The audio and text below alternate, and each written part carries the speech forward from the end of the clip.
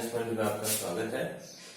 Last class में अपन electric field of lines तक की चर्चा कर ली थी ईएफ पे। इससे अगला अपना जो पॉइंट है वो है डाइपोल, द्विध्रुव और द्विध्रुव आघूर्ण, डाइपोल मूवमेंट।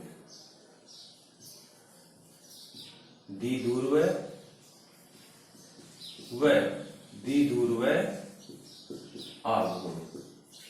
तो देखिए क्या होता है द्विध्रुव। सबसे पहले द्विध्रुव आपका एक दो आवेशों का अरेंजमेंट है जिसमें दोनों आवेश एक दूसरे के विपरीत प्रकृति के तथा मैग्नीट्यूड में इक्वल होते हैं। अगर इन दोनों आवेशों को अपन बहुत ही अल्प दूरी, ये सेंटर पॉइंट है 2a, ये दूरी कितनी हो गई a और ये दूरी कितनी हो गई a, बहुत ही अल्प दूरी के ऊपर रख दें तो प्राप्त व्यवस्था ही क्या कहलाती है? विद्युत द्विध्रुव कहलाती है। छोटे शब्दों में ये कह सकते हैं कि समान परिणाम व विपरीत प्रकृति के दो आवेशों को अलग के दूरी पर रखने पर प्राप्त व्यवस्था क्या कहलाती है? द्विध्रुव कहलाती है। अब बात आई कि द्विध्रुव आघूर्ण क्या होता है।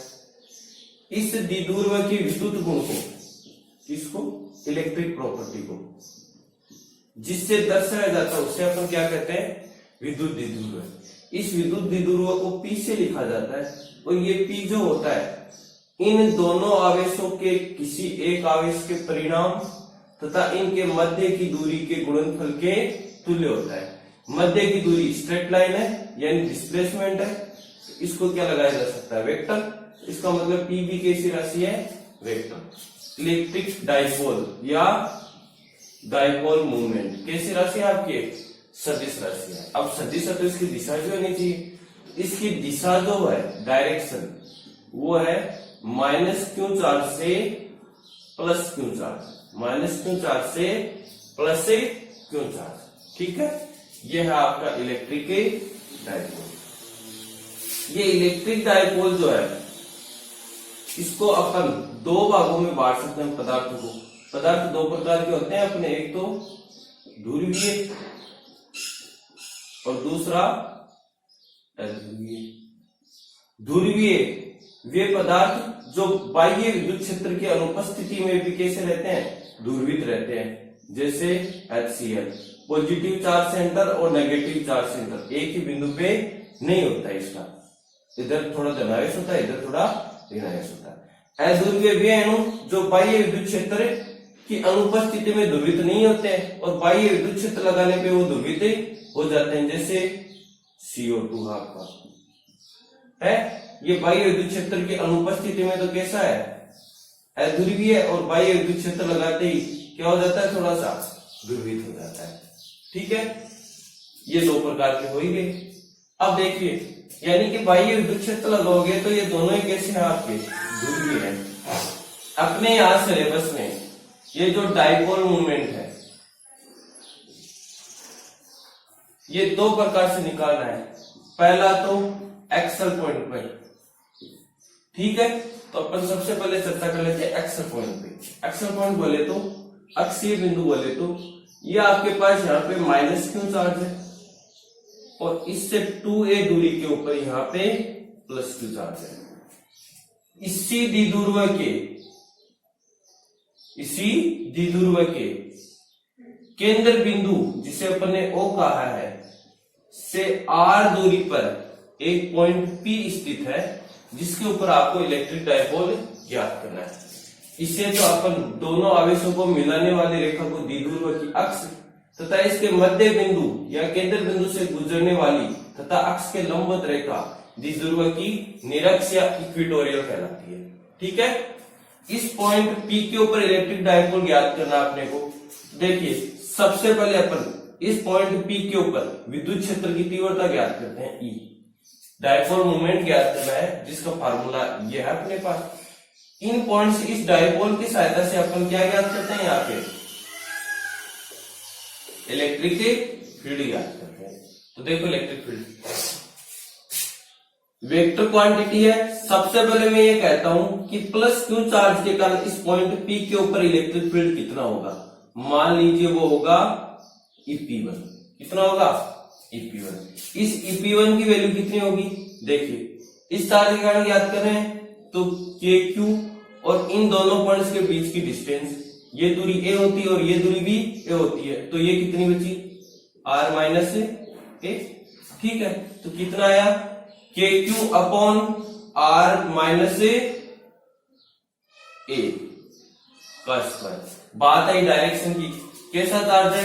प्लस Q, तो प्लस Q से तो सदैव बाहर की ओर होती है और द्विध्रुव की दिशा पे माइनस Q से प्लस Q की, तो मैं यहाँ पे प्लस यूनिट वेक्टर R लिख सकता हूँ दिशा। ठीक है, अब देखिए माइनस Q चार्ज के कारण, तो माइनस Q चार्ज के कारण मान लीजिए कितना है? EP2। सबसे पहले क्या आएगा? K माइनस Q अपॉन, अब देखिए R minus A, R minus A ली थी, वैसे ये दूरी कितनी होगी? R प्लस A हो जाएगी क्या? हो जाएगी। क्या लिख सकते हैं अपन? R प्लस A का स्क्वायर। चार्ज का माइनस साइन ले लिया तो डायरेक्शन क्या लिख सकते हैं? यूनिट वेक्टर R लिख सकते हैं। ठीक है, अब देखिए टोटल कितना हुआ, किससे? सुपरपोजिशन थ्योरम से। E बराबर क्या लिख सकते हैं? EP1 plus EP2। क्या आएगा मान? KQ upon R minus A का square into unit vector R के minus KQ upon R plus A का square into unit vector R के। क्या लिख सकते हैं इसे अपन? क्या लिख सकते हैं? E बराबर KQ कॉमन आ गया, अंदर क्या बचा? 1 अपॉन R माइनस A का square minus 1 upon R plus A का square into unit vector R के। ये बचा क्या? ये आपका KQ। एलसीएम लिया तो R माइनस A का स्क्वायर और R प्लस A का स्क्वायर, यहाँ पे क्या आ जाएगा?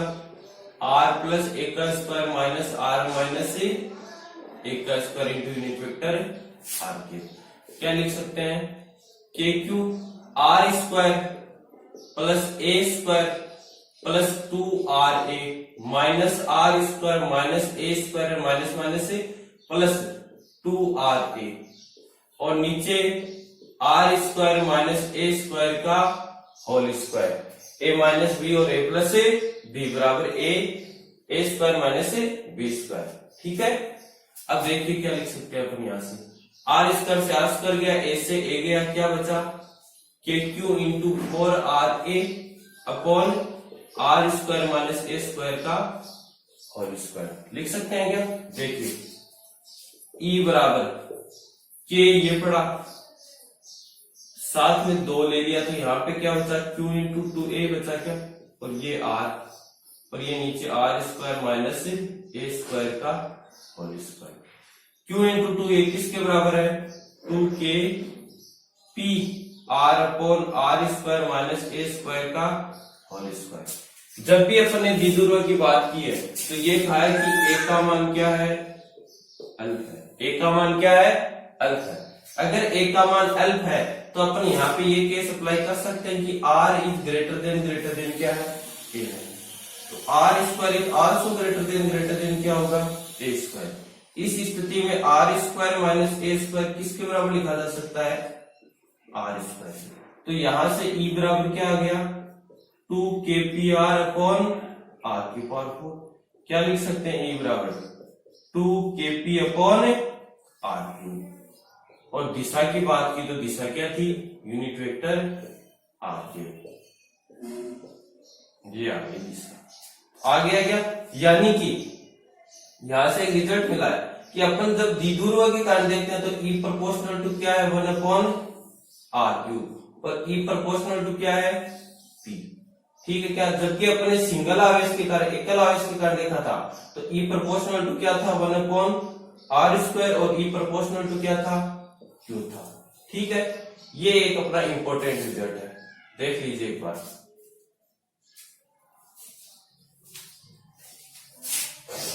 फिर अगला करते हैं।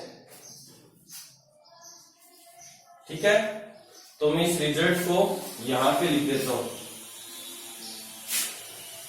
ई एक्शन किसके बराबर आया, 2kp upon R cube into unit vector R cube. ठीक है, अगला क्वेश्चन। अगला देखो, ये तो था अक्षीय बिंदु, अपन एक और बिंदु लेंगे निरक्षीय बिंदु। कैसा लेंगे, निरक्षीय बिंदु, जिसको इंग्लिश में इक्वेटोरियल पॉइंट कहते हैं।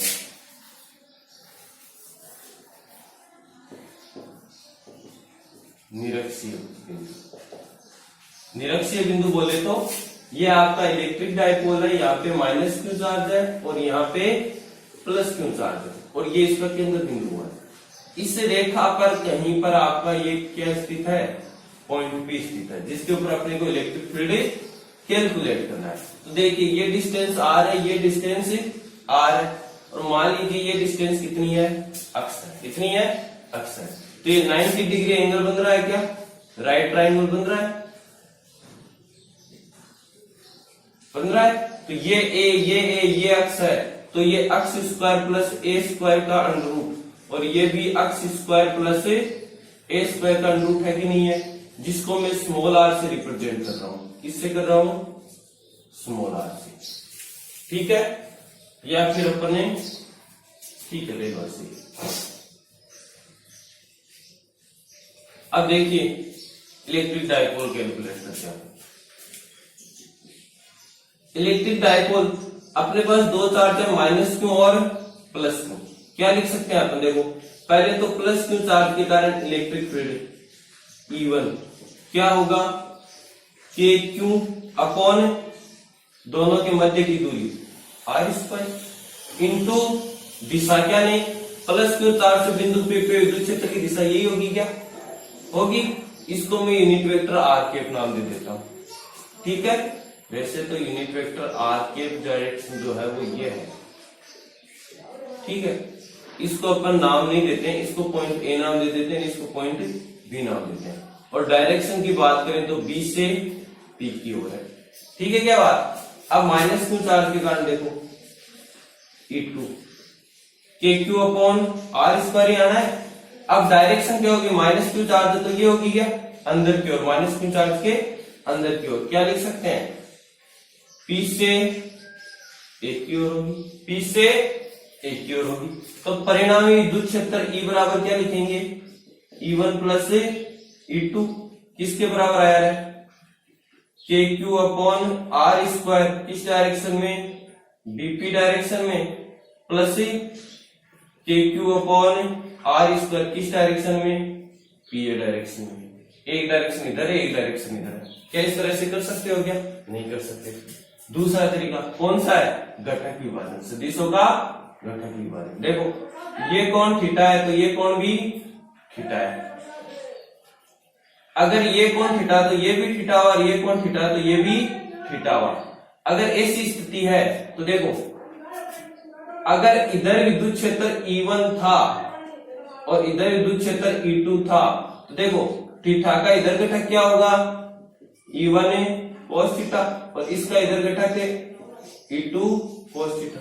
इधर मान E2 sin थीटा, घटक सदिशों में तोड़ा, और इधर मान E1 sin थीटा। हुआ कि नहीं हुआ। देखो y एक्सिस की तरफ की बात करते हैं,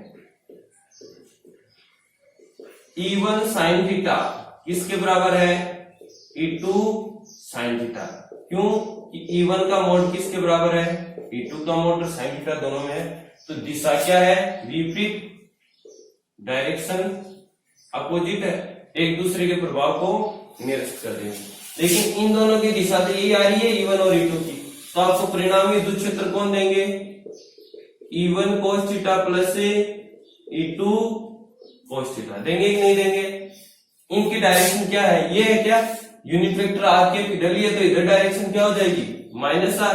तो क्या मैं सदिश रूप में लिखूं तो ये लिख सकता हूं।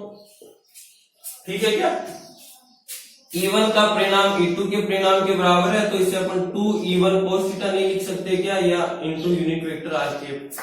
E1 का मान कितना है, K Q upon R square, direction अपन ने अलग से ले ली, कोस थीटा, अगर ये कोण थीटा है तो कोस थीटा क्या होता है, आधार बटे करंट, तो ये कोण थीटा है तो ये तो क्या हो गया आधार, और ये क्या हो गया इसका करंट, बेस अपॉन, तो देखिए क्या आएगा मान, cos theta A upon under X square plus A square into unit vector minus R cube, ये आएगा क्या, क्या लिख सकते हो 2kp अपॉन आर क्यूब, तो ये रहा आर, ये रहा क्या हो गया आर स्क्वायर, तो ये रहा आर, ये रहा R cube A into unit vector minus R K, 2qa kp upon R cube into unit vector R K, ये किसका मान है इलेक्ट्रिक फील्ड, कहां पे इक्वेटोरियल पे। दूसरा मान क्या आ गया, E equatorial equal to KP upon R cube into unit vector minus R K. देखो कोई दिक्कत है क्या, यहाँ पे भी उसी गुण धर्म की पालना हो रही है कि ई जो प्रोपोर्शनल है वो किसके है, 1 अपॉन आर क्यूब के है, और ई प्रोपोर्शनल किसके है, पीक के, द्विध्रुव के लिए पीक के, ठीक है क्या बात।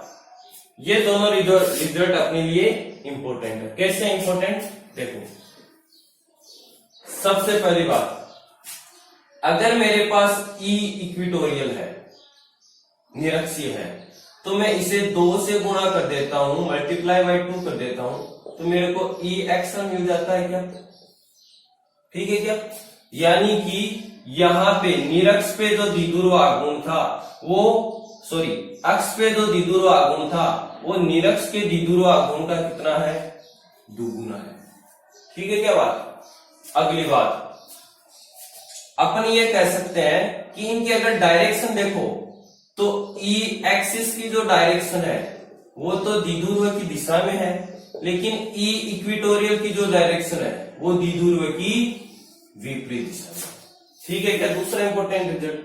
तीसरा, अपन जानते हैं कि अगर पॉइंट चार्ज क्यू है तो इलेक्ट्रिक फील्ड क्या होता है, K Q upon R square, लेकिन अगर 2 चार्ज है, द्विध्रुव है, तो इलेक्ट्रिक फील्ड ई बराबर क्या आया, के क्यू, टर्म मान लीजिए केपी अपॉन आर क्यूब के प्रोपोर्शनल नहीं आएगा, यानी कि जैसे जैसे अगर सिंगल आवेश है तो समानुपाती आर स्क्वायर, डबल आवेश है तो समानुपाती आर क्यूब, अगर आपके पास क्वाड्रापोल है, चतुर्ध्रुव है, 4 आवेश है, -2 +2 -2 +2, उस समय ई प्रोपोर्शनल टू क्या होगा, केपी अपॉन आर क्यूब, यहाँ पे क्वाड्रापोल को अपन कैपिटल क्यू से लिखते हैं, ठीक है क्या। तो जैसे जैसे आवेशों का निकाय बढ़ता जाएगा वैसे वैसे निर्भरता आर के प्रोपोर्शनलिटी बढ़ती जाएगी, ठीक है क्या बात। तो ये था अपना इलेक्ट्रिक डाइपोल मूवमेंट, अगर इसमें कोई दिक्कत है तो आप पूछ सकते हो, ठीक है। ये दोनों रिजल्ट इंपॉर्टेंट है, एग्जाम में काफी इसके बारे में न्यूमेरिकल भी पूछे जाते हैं और इन डेरिवेशनों को भी सीधा सीधा पूछा जाता है। Thank you.